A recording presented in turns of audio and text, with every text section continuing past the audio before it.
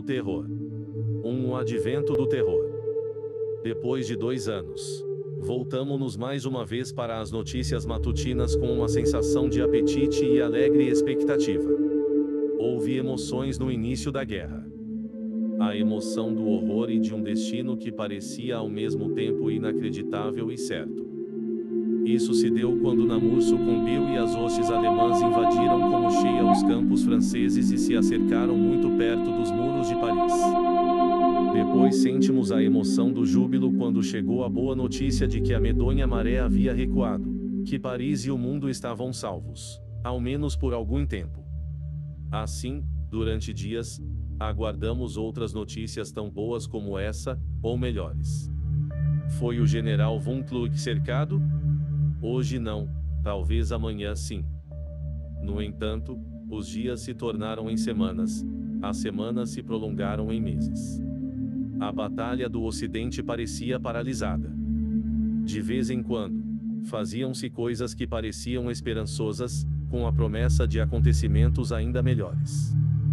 Mas Neuve-Chapelle e Lowell se reduziram a desapontamentos à medida que se contavam histórias a seu respeito. As formações em linha no Ocidente permaneceram, para todos os propósitos práticos de vitória, imobilizadas. Nada parecia acontecer, nada havia para ler, exceto o registro das operações, que eram claramente fúteis e insignificantes. As pessoas se perguntavam qual era o motivo dessa inação. Os esperançosos diziam que Joseph Joffre tinha um plano, que ele estava cauteloso. Outros declaravam que estávamos sem munição. Outros, mais uma vez, que os novos recrutas ainda não estavam prontos para a batalha. De modo que os meses passaram, e quase 2 anos de guerra se haviam completado quando a inerte linha de frente inglesa começou a se mexer e estremecer como se despertasse de um longo sono, e começou a avançar, esmagando o inimigo.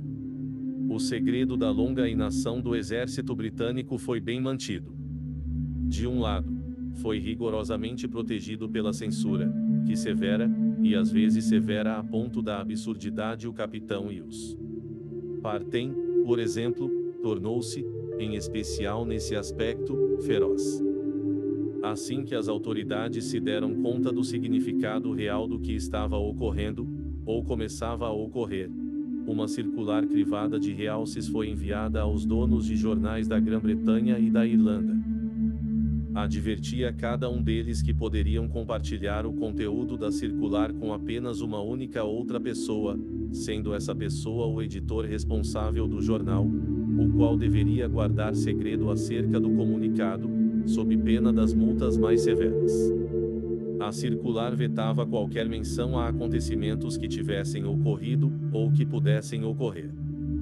Vetava qualquer tipo de alusão a esses acontecimentos ou qualquer indicação de sua existência, ou da possibilidade de sua existência, não só na imprensa como também em qualquer outra forma. O assunto não podia ser mencionado em conversas. Dele não se podia fazer qualquer insinuação, por mais obscura que fosse, em cartas. A própria existência da circular, a parte seu objeto, tinha de ser um segredo absoluto. Essas medidas foram bem-sucedidas.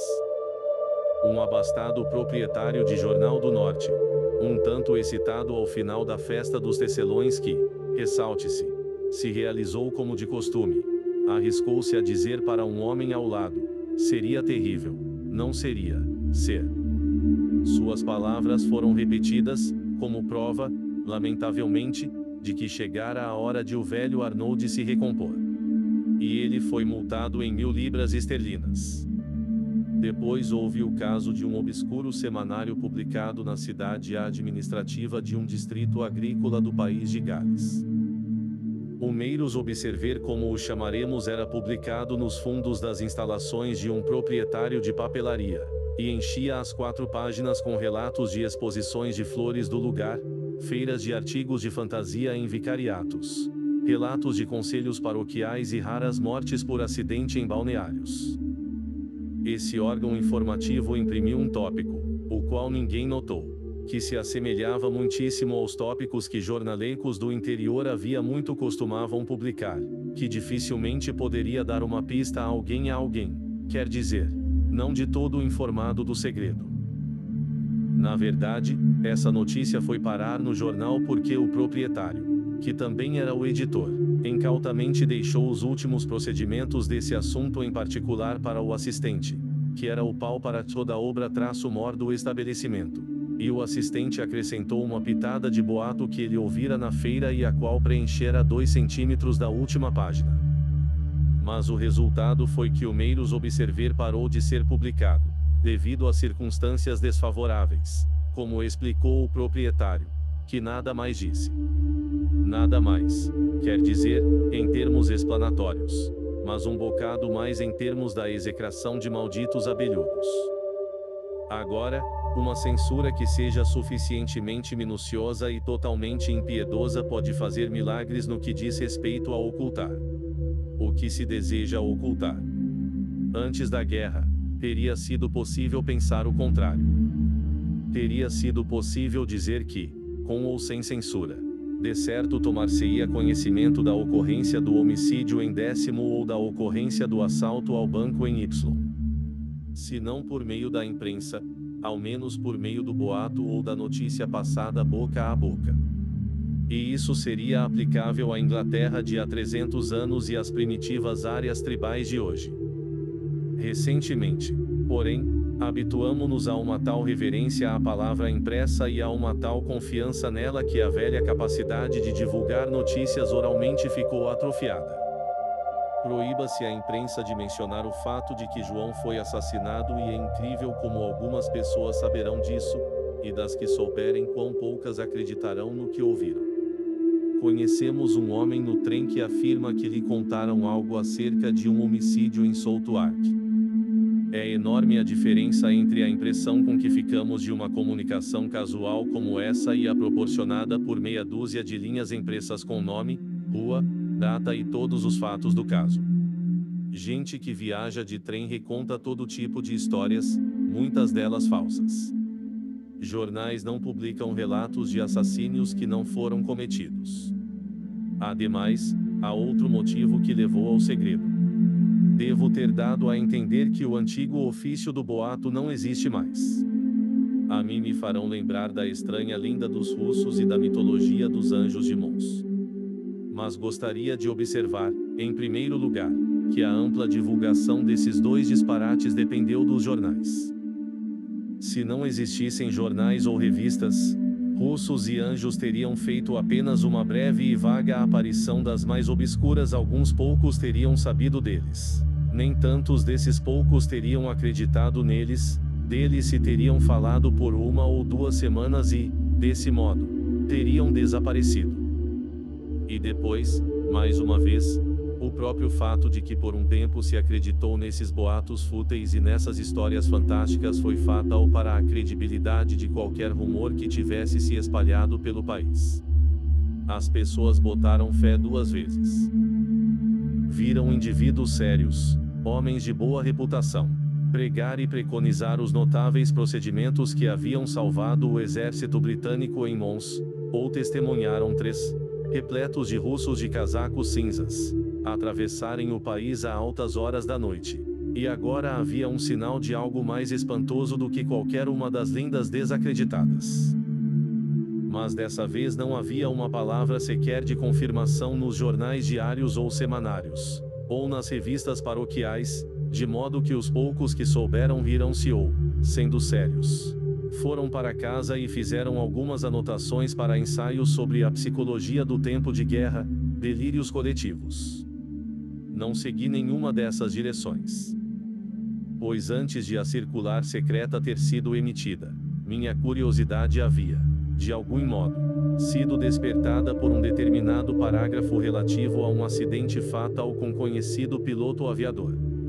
A hélice do avião havia sido despedaçada, aparentemente numa colisão com um bando de pombos. As pás haviam sido quebradas e o motor caíra como chumbo na terra. E, logo após ter lido essa notícia, Tomei conhecimento de algumas circunstâncias bastante estranhas relacionadas a uma explosão numa grande fábrica de munições num condado do centro da Inglaterra. Pensei na possibilidade de haver uma conexão entre os dois diferentes acontecimentos. Amigos que se prestaram a ler esse relato me chamaram a atenção para o fato de que determinadas frases que empreguei pudessem dar a impressão de que atribuo todos os obstáculos da guerra na frente ocidental às circunstâncias extraordinárias que motivaram a emissão da circular secreta. Claro que não é este o caso, pois havia inúmeros motivos para a imobilidade de nossas fileiras de outubro de 1914 a julho de 1916. Essas causas eram bastante óbvias e haviam sido abertamente debatidas e lamentadas. Mas, detrás delas, havia algo de importância infinitamente maior. Faltavam-nos homens, mas homens estavam sendo admitidos em abundância no novo exército. Estávamos mal providos de projéteis, mas, quando se anunciou publicamente a escassez, o país tratou de corrigir o problema com muita eficácia. Poderíamos assegurar o reparo das deficiências de nosso exército no que respeitava a homens e munição se o novo e inacreditável perigo pudesse ser superado. Foi superado. Sem dúvida, talvez, deixou de existir. E agora o segredo pode ser revelado. Eu disse que minha atenção foi atraída pela notícia da morte de um conhecido piloto aviador. Não tenho o hábito de guardar recortes de jornais, lamento dizer, de maneira que não posso precisar a data desse acontecimento. Tanto quanto sei, ocorreu por volta do final de maio ou do começo de junho de 1915. Parágrafo do jornal que anunciava a morte do capitão aviador Western Reynolds era bastante sumário. Acidentes, e acidentes fatais, com os homens que estão tomando o ar de assalto por nós não são, lamentavelmente, tão raros a ponto de requererem uma nota elaborada. Mas o modo pelo qual Western Reynolds foi de encontro à morte me pareceu extraordinário, porquanto revelava um novo perigo no elemento que tínhamos recentemente conquistado. Ele foi derrubado, como eu disse, por um bando de aves. De pombos, como pareceu pelo que se encontrou nas pás ensanguentadas e despedaçadas da hélice. Uma testemunha ocular do acidente, um colega oficial, contou que o Western Reynolds partira do aeródromo numa tarde clara, praticamente sem vento. Estava indo para a França. Tinha feito o trajeto de um lado para outro uma dezena de vezes ou mais, e se sentia perfeitamente seguro e à vontade. O Western atingiu logo uma grande altura, e a gente mal conseguia ver o aparelho. Eu estava me virando para ir embora quando um dos colegas gritou: "Nossa! O que é aquilo?" Apontou para o alto, e a gente viu que parecia ser uma nuvem negra que vinha do sul a uma velocidade espantosa. Logo percebi que não era uma nuvem. Vinha num remoinho e num ímpeto bem diferente de qualquer nuvem que já vi. Mas por um segundo não consegui distinguir exatamente o que era. A forma se alterou e se transformou numa enorme meia-lua, e girava e mudava de direção como se procurasse alguma coisa. O homem que gritou tinha pegado os binóculos e observava com o máximo esforço. Depois gritou que se tratava de um enorme bando de aves, milhares delas. Elas continuaram girando e buscando a grande altura no ar, e nós as observávamos, achando-as interessante, mas não achando que fariam qualquer diferença para o Western, que estava quase fora de visão. O aparelho dele não passava de um ponto. Então os dois braços da meia-lua se uniram tão velozes quanto um raio e aquelas milhares de aves dispararam como uma massa sólida pelo céu lá no alto, e se afastaram para algum lugar no noroeste. Então ele, o homem com os binóculos, gritou, ele caiu. E começou a correr e eu o segui. Pegamos um carro e no caminho ele me disse que tinha visto o avião se estatelar, como se tivesse caído daquela nuvem de aves. Na hora ele pensou que as aves tinham travado as hélices, ou coisa assim. E foi esse o caso, como se soube. Encontramos as pás das hélices todas quebradas e cobertas de sangue, e penas e ossos de pombos estavam introduzidos entre as pás, aferrados a elas. Essa foi a história que o jovem piloto aviador contou certa noite para um pequeno grupo de pessoas. Não falou em sigilo, portanto não hesito em reproduzir o que ele disse. Naturalmente não tomei nota textual da conversa, mas tenho uma certa habilidade para me lembrar de conversas que me interessam, e creio que a reprodução está bastante próxima da história que ouvi. E é preciso observar que o aviador contou a história sem nenhum sentimento ou qualquer indicação de sentimento de que o inacreditável, ou quase o inacreditável, acontecera. Tanto quanto sabia, disse ele, era o primeiro acidente do tipo. Pilotos aviadores na França tiveram dificuldade umas poucas vezes com aves. Ele achava que se tratava de águias que voaram malevolamente na direção deles, mas o coitado do velho Wester fora o primeiro homem a se defrontar com um bando de milhares de pombos. E quem sabe não serei o próximo? Acrescentou. Mas por que procurar encrenca? De qualquer forma, vou estar dizendo adeus amanhã à tarde. Bem, ouve a história como quem ouve todos os tipos de prodígios e terrores do ar.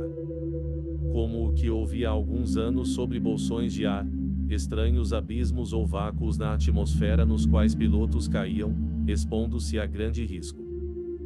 Ou como o que ouvi da experiência do piloto que voou sobre as montanhas do condado de Cumberland, no início do verão de 1911, e, no que navegava bem acima dos pontos culminantes, foi repentina e impetuosamente lançado para o alto, o ar quente dos rochedos colidindo com o avião como se fosse uma explosão da chaminé de uma fornalha. Tínhamos acabado de começar a navegar uma estranha região. Devíamos esperar encontrar aventuras estranhas, perigos estranhos. E aqui um novo capítulo nas narrativas desses perigos e dessas aventuras se abrira com a morte de Weston-Reynolds. E, sem dúvida, engenhosidade e perspicácia logo encontrariam um modo de oferecer oposição ao novo perigo. Foi, creio, cerca de uma semana ou 10 dias após a morte do piloto aviador que minha ocupação me levou a uma cidade do norte, cujo nome talvez seja melhor que permaneça desconhecido. Minha missão era investigar algumas acusações de extravagância feitas contra os operários, ou seja, contra o pessoal encarregado do material bélico dessa cidade em particular. Dizia-se que os homens que costumavam ganhar 2 libras esterlinas e 10 chelês por semana estavam agora recebendo de 7 a 8 libras, que a um punhado de moças estava sendo pago 2 libras em vez de 7 ou 8 chelins, e que, por consequência, havia uma orgia de descabida extravagância. As moças, contaram-me, comiam chocolates ao preço de 4, 5 e 6 chelês de libra. As mulheres estavam encomendando pianos de 30 libras esterlinas que elas não eram capazes de tocar, e os homens compravam correntes de ouro por 10 e 20 guinéus cada uma. Escarafunchei na cidade em questão e descobri, como de hábito, que havia uma mistura de verdade e exagero nas histórias que ouvira.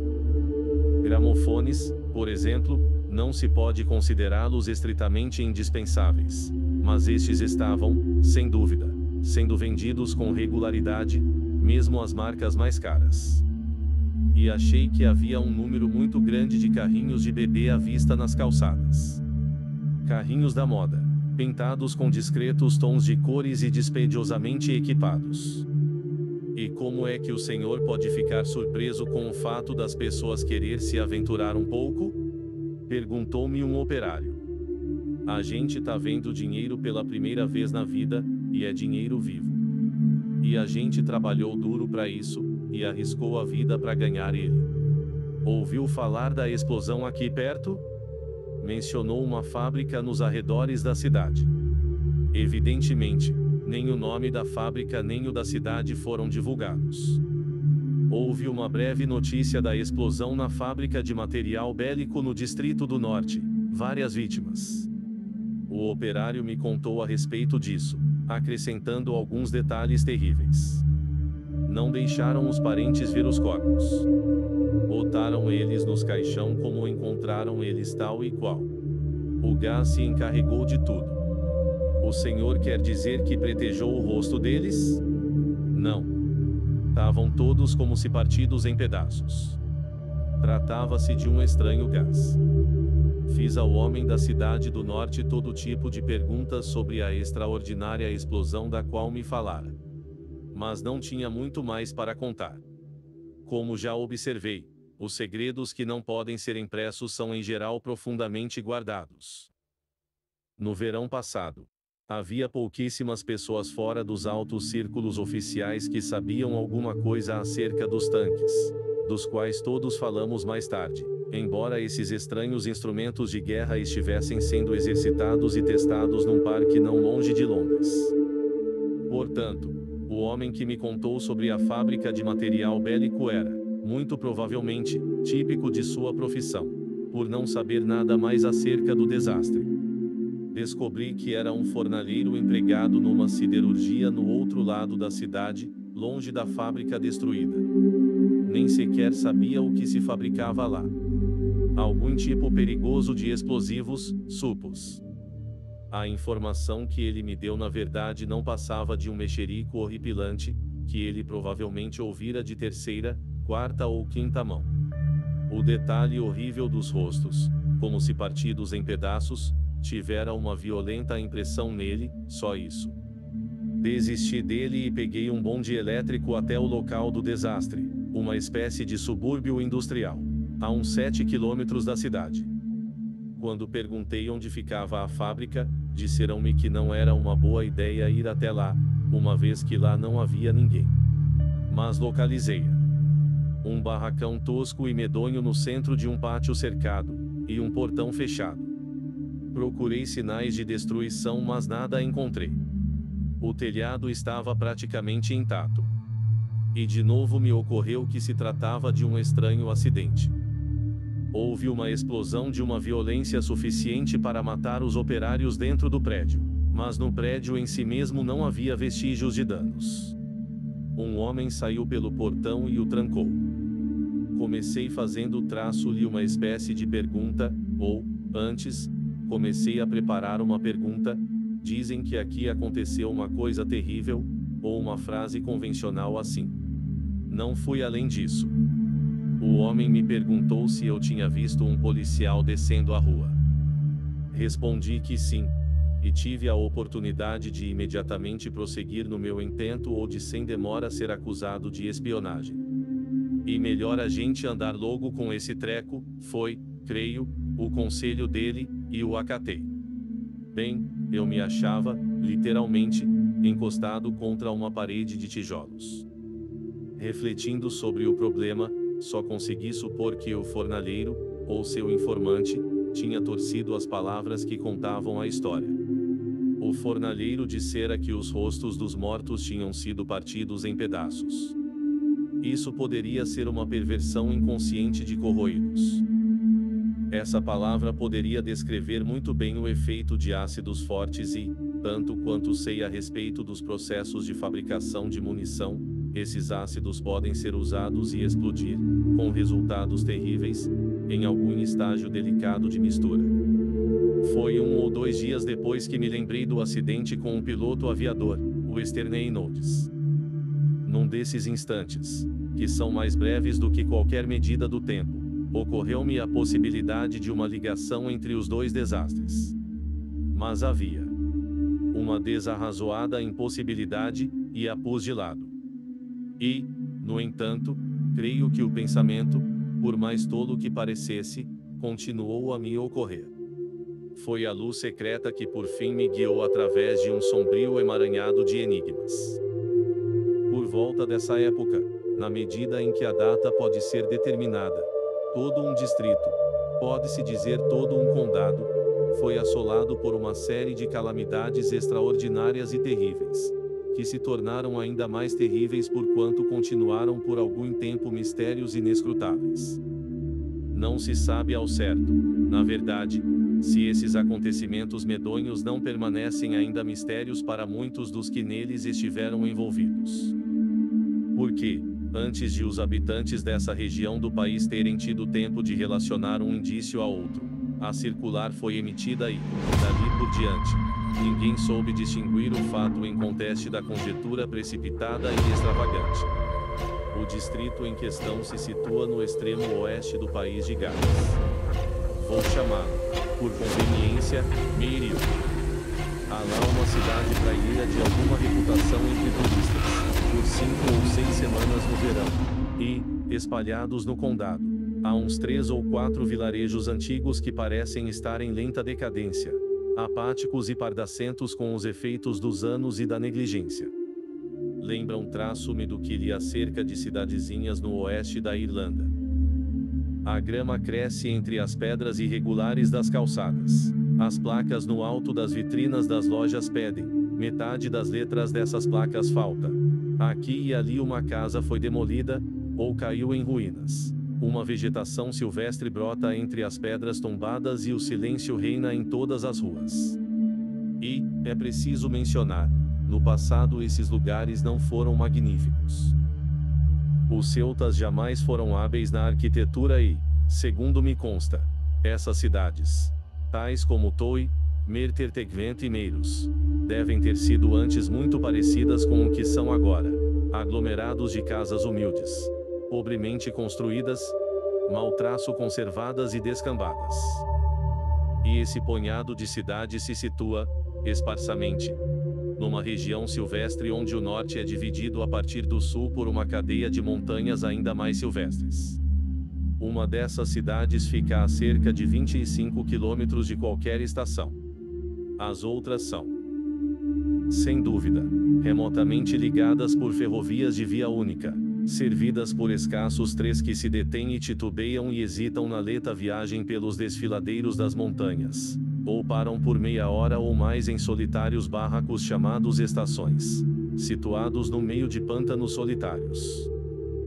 Há alguns anos viajei com um irlandês numa dessas linhas esquisitas, e ele olhou para a direita e viu o pântano com os capezais amarelos e azuis e as águas estagnadas, e olhou para a esquerda e viu uma encosta acidentada, com taludes de pedra cinzenta.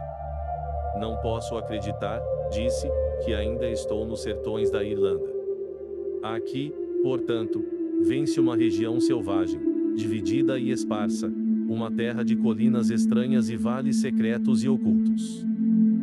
Sei da existência de fazendas nesta costa que devem estar separadas por 2 horas de uma caminhada árdua e difícil de qualquer outra habitação e que não são visíveis de qualquer outra casa.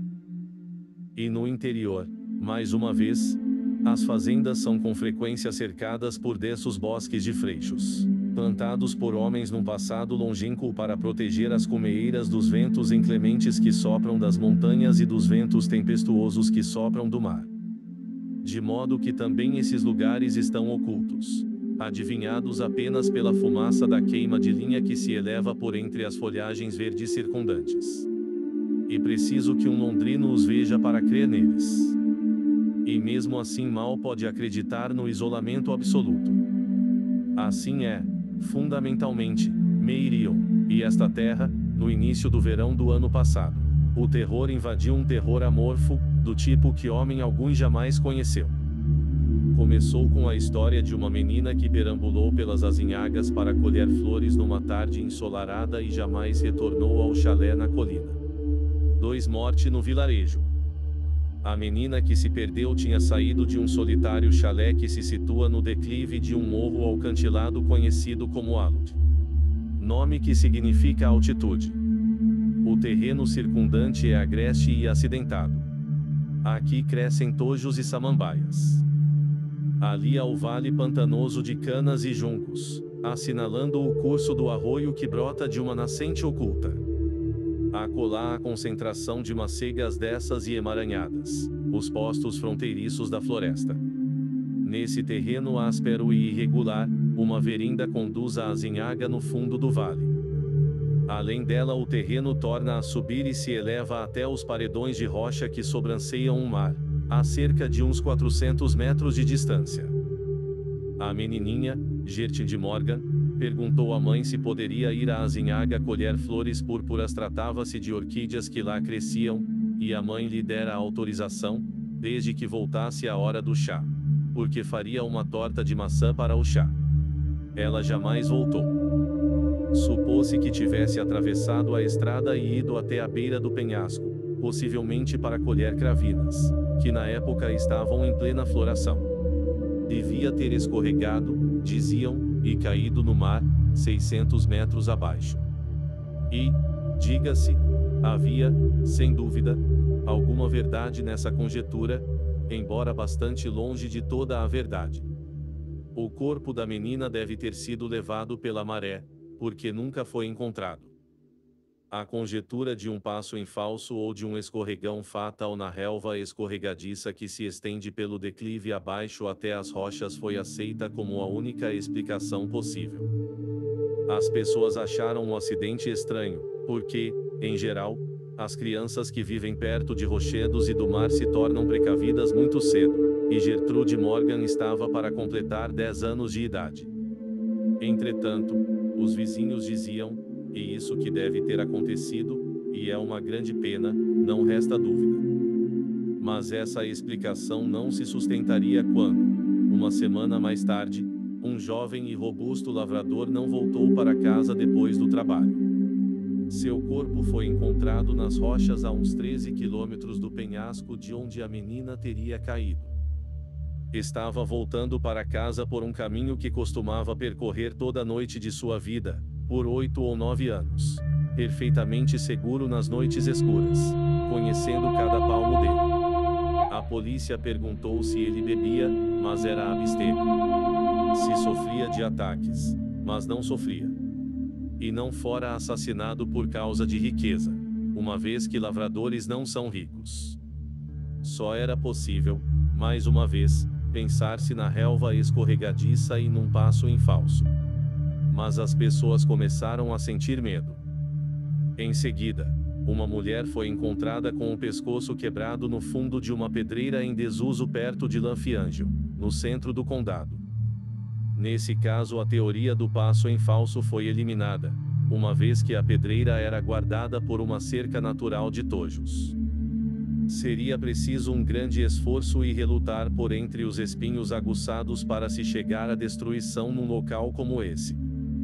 E de fato os tojos haviam sido partidos, como se alguém tivesse passado entre eles em furiosa velocidade, logo acima do lugar em que o corpo da mulher fora encontrado. E isto era estranho, havia uma ovelha morta ao lado dela no fosso, como se a mulher e a ovelha juntas tivessem sido perseguidas na borda da pedreira. Mas perseguidas por quem? Ou pelo quê? E então houve uma nova forma de terror. Ocorreu nas regiões pantanosas, no sopé da montanha. Um homem e o filho, um rapaz de 14 ou 15 anos, saíram cedo certa manhã para trabalhar e jamais chegaram à fazenda a que se dirigiam. O caminho que tomavam contornava o pântano, mas era largo, firme e bem encascalhado, e se elevava cerca de meio metro acima do pântano. Quando se fez a busca na noite do mesmo dia, porém, Phillips e o filho foram encontrados mortos no pântano, cobertos de lodo preto e ervas aquáticas.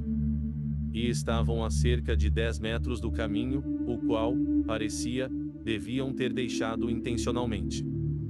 Era inútil, claro, procurar pegadas no lodaçal preto, pois se nele se atirasse uma enorme pedra em poucos segundos não haveria qualquer sinal de perturbação da superfície. Os homens que encontraram os dois corpos vasculharam as margens e os arredores do pântano, na esperança de encontrar algum vestígio dos assassinos. Percorreram de um lado a outro o terreno elevado onde as reses pretas pastavam. Inspecionaram os amieiros junto do córrego. Mas nada descobriram. O mais horrível de todos esses horrores foi, talvez, o caso da Estrada Mestra. Uma estrada vicinal solitária e infrequentada que serpenteia quilômetros e quilômetros ao longo de um terreno elevado e solitário. Ali, a 1,5 km de qualquer habitação, fica um chalé na orla de um bosque sombrio. Era habitado por um lavrador chamado Williams, pela mulher e pelos 3 filhos. Numa noite quente de verão, um homem que trabalhara o dia inteiro no jardim de um vicariato, a uns 6 ou 7 quilômetros do local, passou pelo chalé e parou por alguns minutos para conversar com Williams, o lavrador, que estava trabalhando no jardim, enquanto os filhos brincavam no caminho junto da porta. Os dois conversaram sobre os vizinhos e as batatas, até que a senhora William saiu à porta para avisar que o jantar estava pronto, e William se virou para entrar na casa. Era por volta das 8 horas e, como de costume, a família jantava e se recolhia às 9 horas, ou, no mais tardar, às 9h30. Às 10 horas daquela noite, o médico do lugar estava se dirigindo à sua casa ao longo da estrada vicinal. Seu cavalo refugou com violência e depois estancou bem em frente do portão do chalé. O médico apeou, assustado com o que viu. Ali na estrada jaziam Williams, a mulher e os 3 filhos, mortos, todos eles. O crânio de cada um deles havia sido esmagado, como se por um instrumento de ferro pesado. Os rostos haviam sido macerados. 3. A teoria do médico. Não é fácil compor um quadro do horror que reside calado no coração dos habitantes de Meirion. Não é mais possível acreditar, ou fingir acreditar, que esses homens, mulheres e crianças morreram em consequência de estranhos acidentes. A menina e o jovem lavrador podem ter escorregado e caído do penhasco, mas a mulher morta junto com a ovelha no fundo da pedreira, os 2 homens que foram atraídos para dentro do lodaçal no pântano, os membros da família encontrados mortos na estrada mestra na frente da porta do chalé em que moravam, nesses casos não havia lugar para a hipótese do acidente. Era como se fosse impossível elaborar uma conjetura, ou esboçar uma conjetura, que explicasse esses crimes hediondos e, parecia, inteiramente despropositados. Durante algum tempo, as pessoas disseram que devia haver um louco à solta, um tipo de variante campestre de Jack, o Estripador, algum abominável degenerado possuído pela paixão da morte, que rondava sorrateiramente aquelas terras ermas, escondendo-se em bosques e lugares silvestres, sempre a observar e buscar as vítimas de seu desejo. Com efeito, o Dr. Lewis, que descobriu o pobre Williams, a mulher e os filhos tristemente trucidados na estrada mestra, estava, em princípio, convencido de que a presença de um louco escondido no campo oferecia o único esclarecimento possível do mistério. Eu estava certo, disse-me ele mais tarde, de que os Williams tinham sido assassinados por um maníaco homicida. Foi a natureza dos ferimentos daquelas pobres criaturas que me convenceu de que era este o caso. Há alguns anos, na verdade, há 37 ou 38 anos, estive de algum modo envolvido num caso que, a um exame superficial, assemelha-se muitíssimo ao assassínio da estrada mestra. Naquela época, eu tinha uma clínica em Usk, em Monmouth City. Uma família inteira que morava num chalé à beira de uma estrada foi assassinada numa noite. Foi chamado, creio, de o crime de Langib. O chalé ficava perto do vilarejo com o mesmo nome. O assassino foi pego em Newport. Tratava-se de um marinheiro espanhol, chamado Garcia, que, ao que parece, tinha matado o pai, a mãe e os 3 filhos por causa de um velho relógio de latão holandês, encontrado com ele quando o prenderam. Garcia tinha cumprido 1 mês de prisão na cadeia de Usk por um furto sem importância e, ao ser libertado, caminhou até Newport, a uns 20 quilômetros de distância, sem dúvida para pegar um outro navio. Passou pelo chalé e viu o homem jardinando. Garcia o esfaqueou com a faca de marinheiro. A mulher acorreu. Ele a esfaqueou. Em seguida entrou no chalé e esfaqueou as 3 crianças. Tentou atear fogo ao chalé e depois fugiu com o relógio. Isso parecia a proeza de um maníaco, mas Garcia não era louco, enforcarão-no. Aliás, era apenas um homem muito pouco evoluído, um degenerado que não tinha o menor respeito pela vida humana. Não tenho certeza disso, mas creio que era oriundo de uma das ilhas espanholas onde, dizem, as pessoas são degeneradas, muito provavelmente em consequência da mestiçagem. Mas o que importa é que Garcia esfaqueou para matar, e matou, com um golpe em cada caso. Não houve cortes ou talhos tresloucados. Agora, a cabeça de cada uma dessas pobres criaturas da estrada mestra foi macerada pelo que parece ter sido uma desvairada sucessão de golpes. Cada um dos golpes teria sido fatal, mas o assassino deve ter continuado a desferir golpes com martelo de ferro contra pessoas que já estavam mortas. E esse tipo de coisa é obra de um louco, de ninguém mais a não ser um louco. Foi assim que interpretei o caso logo após a ocorrência. Eu estava completamente errado, absurdamente errado.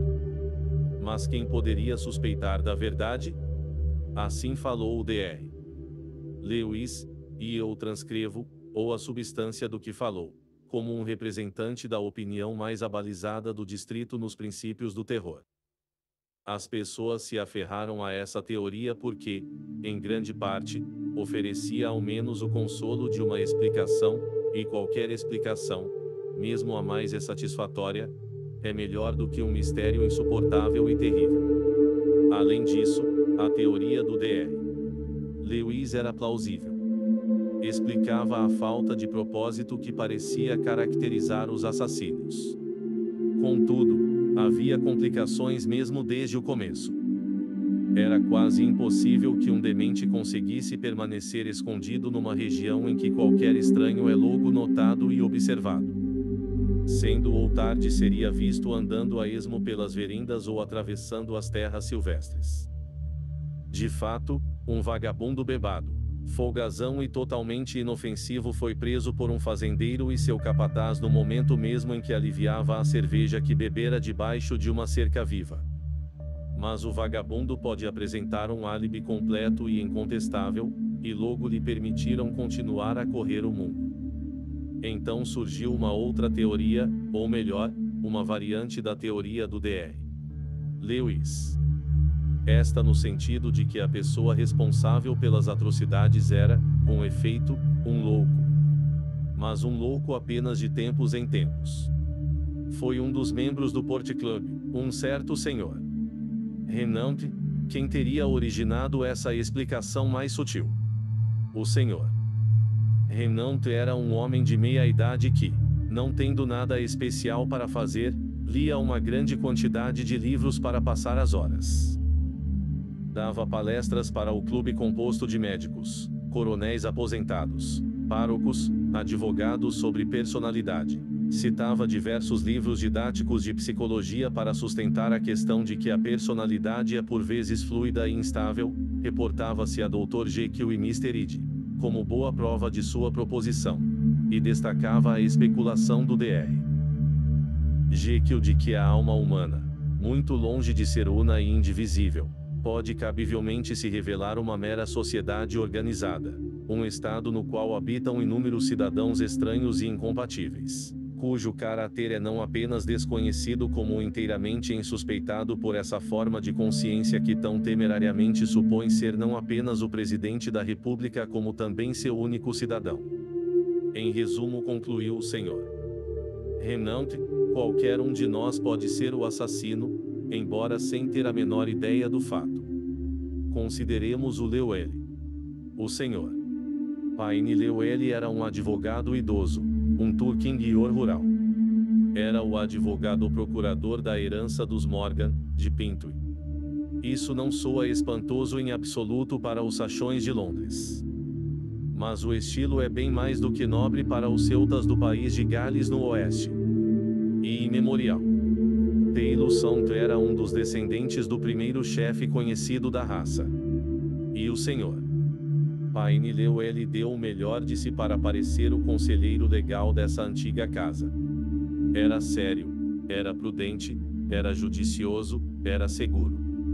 Eu o comparei ao senhor Turquinguior, de Lincoln Fields, mas o senhor Lewis, com toda a certeza, jamais sonhou em passar as horas vagas examinando os armários onde os segredos mais vergonhosos da família estavam trancados.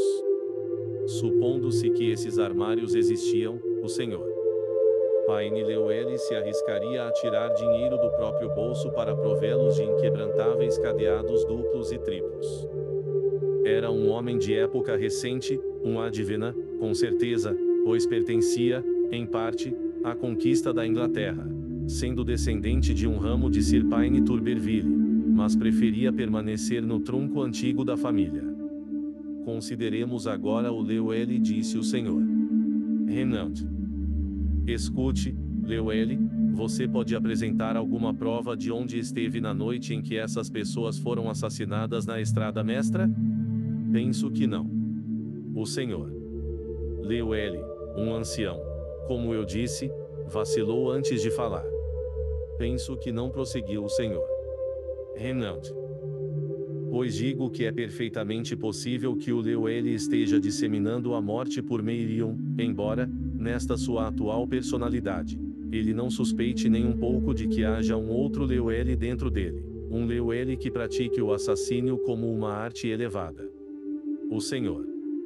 Paine Leuele de modo algum apreciou a insinuação do Senhor. Renante de que ele bem poderia ser um assassino secreto, com uma sede voraz de sangue, sem remorso, como um animal selvagem. Achou que a frase sobre sua prática do assassínio como uma arte elevada era tanto absurda quanto de extremo mau gosto, e não mudou de opinião quando Renant salientou que ela fora usada por Dickens no título de um de seus ensaios mais famosos. Se você tivesse me deixado falar, disse ele com uma certa indiferença, eu lhe teria dito que, na terça-feira passada, na noite em que essas pessoas infelizes foram assassinadas na Estrada Mestra, eu estava hospedado no Angel Hotel, em Cardiff. Eu tinha negócios a tratar em Cardiff, e lá fiquei até a tarde da quarta-feira. Depois de apresentar este álibi satisfatório, o Sr. Paine Leuele deixou o clube, e não tornou a visitá-lo pelo resto da semana. Renan explicou para os que ficaram no salão de fumar que, obviamente, ele tinha usado o Sr. Leuele como um exemplo concreto de sua teoria, a qual, ele insistiu, tinha o sustento de um significativo conjunto de indícios. Há vários casos de personalidade dupla registrados, declarou. E repito que é bem possível que esses assassínios tenham sido cometidos por um de nós, agindo conforme sua segunda personalidade. Ora, eu posso ser o assassino no meu estado Renant B, embora o Renant A nada saiba a respeito disso e esteja perfeitamente convencido de que seria incapaz de matar uma mosca, quanto menos uma família inteira. Não é assim, Lewis? O Dr. Lewis respondeu que assim era, em teoria, mas achava que não de fato. A maioria dos casos de personalidade dupla ou múltipla que foram investigados, disse ele, estava associada aos experimentos bastante duvidosos do hipnotismo, ou aos experimentos ainda mais duvidosos do espiritismo. Todo esse tipo de coisa, a meu ver, é como o conserto da engrenagem de um relógio, o conserto amador, quero dizer. Experimenta-se mexer nas rodas, nos dentes das rodas e nas peças do mecanismo sobre os quais nada se sabe de verdade. E depois se descobre que o ponteiro do relógio está indo para trás ou marcando 24 horas na hora do chá. E creio que o mesmo ocorre com esses experimentos de pesquisa dos fenômenos psíquicos. A personalidade secundária é, muito provavelmente, o resultado das tentativas ineptas de lidar com um mecanismo sobre o qual nada conhecemos. Noem bem, não posso dizer que seja impossível um de nós ser o assassino da Estrada Mestra nesse estado B, como o disse Renan. Mas creio que é extremamente improvável. Talvez este seja o guia da vida. Como você sabe, Renan? Disse o Dr. Lewis, sorrindo para o cavalheiro, como se sugerisse que ele também tinha feito leituras numa determinada época da vida. Concluí -se, portanto, que a improbabilidade também é o guia da vida. Quero dizer, quando se obtém um grau bastante alto de probabilidade, justifica-se tomá-la como certeza. E, de outro lado,